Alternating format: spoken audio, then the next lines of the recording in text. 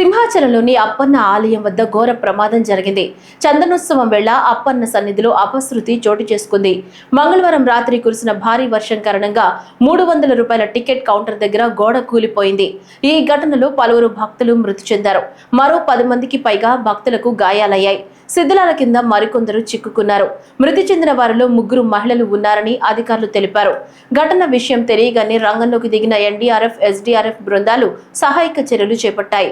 కాగా సింహాద్రి అప్పన్న ఆలయం వద్ద జరిగిన ప్రమాద ఘటన విషయం తెలిసిన వెంటనే రాష్ట్ర విపత్తుల నిర్వహణ శాఖ మంత్రి వంగలపూడి అనిత, జిల్లా కలెక్టర్ అక్కడకు చేరుకుని పరిస్థితిని సమీక్షించారు. ఈ ఘటనపై విచారణకు ఆదేశిస్తామని మంత్రి అనిత తెలిపారు.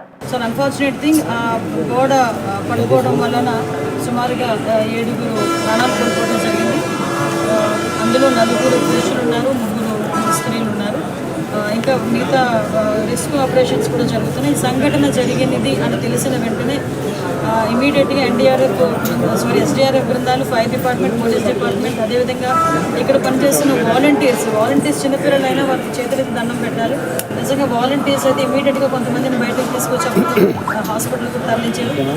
ఎన్డీఆర్ఎఫ్ టీం కూడా ఆన్బోర్డ్ అయింది. ఎన్డీఆర్ఎఫ్ టీం 2, ఎస్డీఆర్ఎఫ్ టీంలో 2, fire department and police department అందరూ కలిసి రెస్క్యూ ఆపరేషన్స్ కూడా చేస్తున్నారు.